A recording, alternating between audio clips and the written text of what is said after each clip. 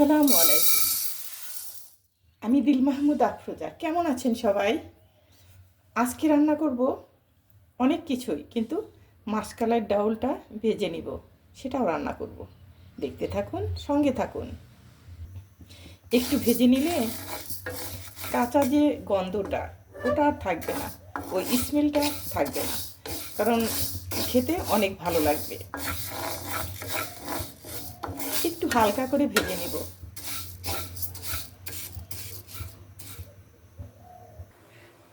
মাছটা আমি লবণ দিয়ে ধুয়ে নিয়েছি। এখন আমি দিব লেবু।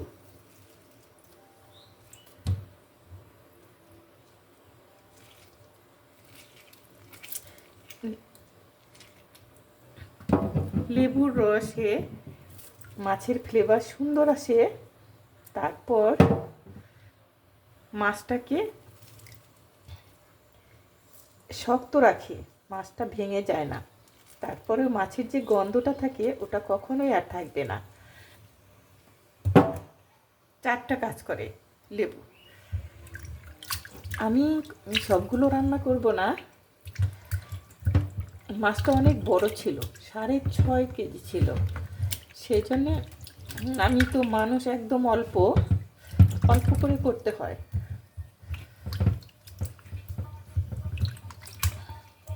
একটু ভেজবে 5 মিনিট, তারপর ধুয়ে ফেলবো। এখন তো শীতের দিন, ভোরে বের করলেও কারণ হইতে চায় না, একটু গরম পানি, হালকা করে গরম পানি দিয়ে রাখি। 1 প্যাকেট রান্না করব আর 1 প্যাকেট রেখে দেব। 1 প্যাকেট রেখে দিব আর 1 প্যাকেট রান্না করব, কারণ প্রত্যেক দিনই রান্না করতে হয় মুরগির মাংস।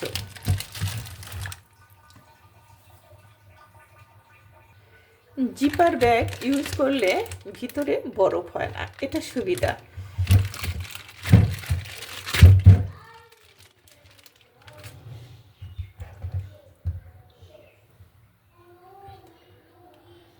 একটু পরে ধুয়ে নিব।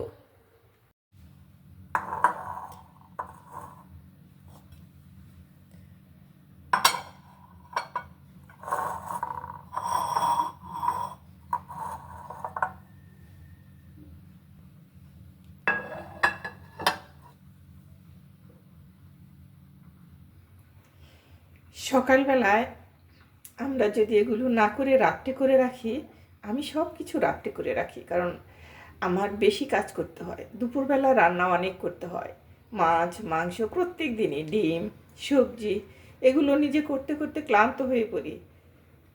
ভিডিওতে সব কিছু দেখানো হয় না, কারণ একটা দেখায় অথবা 2টা দেখায়। এটা এভাবেই রান্না করি। চলুন, এখন আবার চুলোয় ডাল বসিয়েছি, সেটাও আবার দেখাবো। চলুন। ডালটা দিয়েছি প্রেসারে, যেন তাড়াতাড়ি হয়ে যায়। এটা মাসকলাইয়ের ডাল, সেটা এখন শুধু একটু ঘোটা দিয়েই রান্না করে ফেলবো। এখানে ডালটা সম্বার দিয়ে দিব। এখানে দিয়ে দিচ্ছি বেশ কিছু পেঁয়াজ কুচি। ডালের মধ্যে দিয়েছি, এত দিতে হবে না।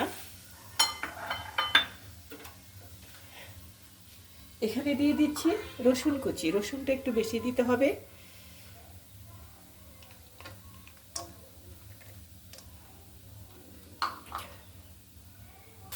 এখানে দিয়ে দিচ্ছি একটা শুকনো মরিচ ফ্লেভারের জন্য।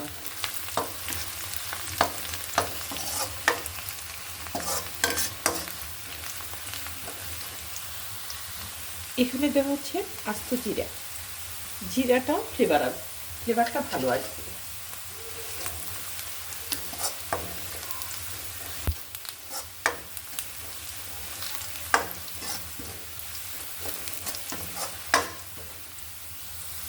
আমি এখন ডালের মধ্যে সম্বারটা দিয়ে দিব এভাবে।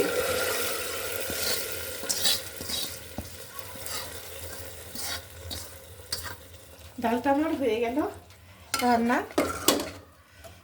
খেতে অনেক ভালো লাগবে।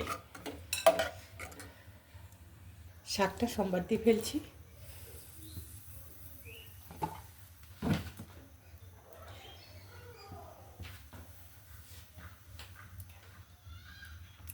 দিয়ে দিচ্ছি পেঁয়াজ কুচি,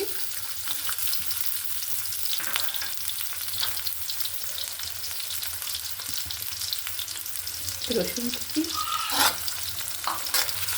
এটা আমি ভালো করে ভেজে নেব। ফ্লেভারের জন্য একটা কাঁচামরিচ।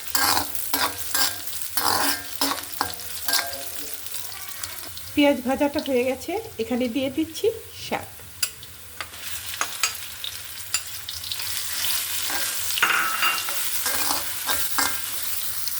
লবণ দিয়েছিলাম, শ্যামাহারটা তখন ওয়ান ছিল না।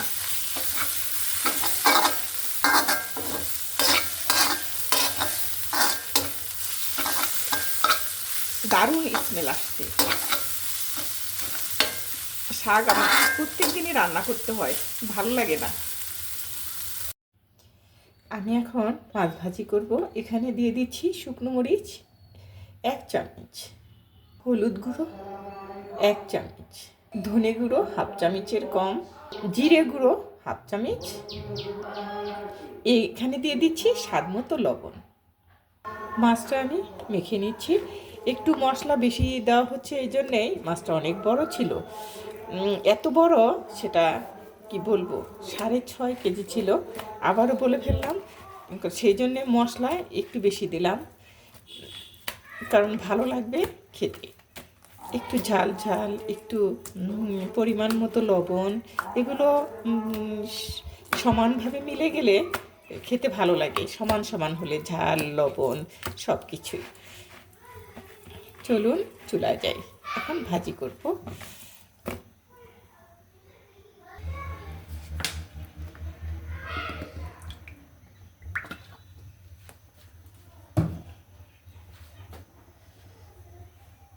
তেলটা গরম হয়েছে,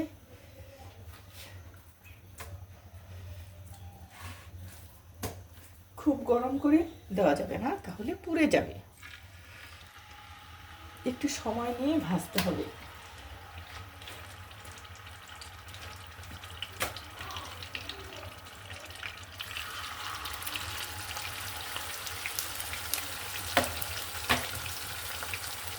অ্যাকচুয়ালি আমি যেভাবে আর কি করি সেটাই দেখাচ্ছি। মাছটা আমি উল্টিয়ে দিব। ওইখানে ওয়াজ মহফিল হচ্ছে, সেটা সাউন্ড চলে আসছে এখানে। আসলে কি করার, অনেক কিছু মানে একটু ঝামেলা করতে হয় আর কি। সাউন্ড ছাড়া কোনো সময় ভিডিও করা হয় না। বাচ্চাদের কোলাহল, তারপর অনেক কিছুই, সেগুলো মেনে নিতে হয়।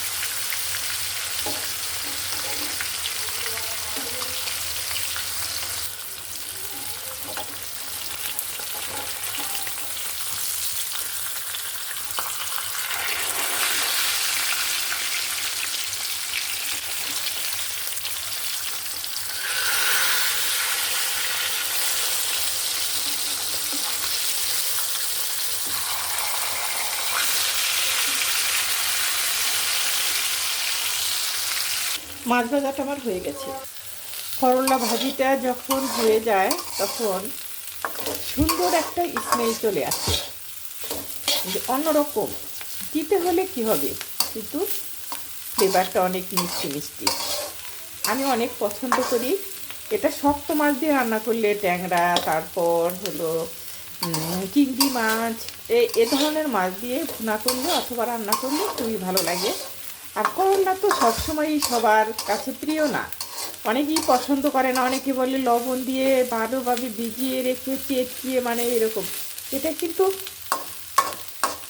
করলা না, এটা উচ্ছে। উচ্ছেটা অন্যরকম, করলা হলো লম্বা।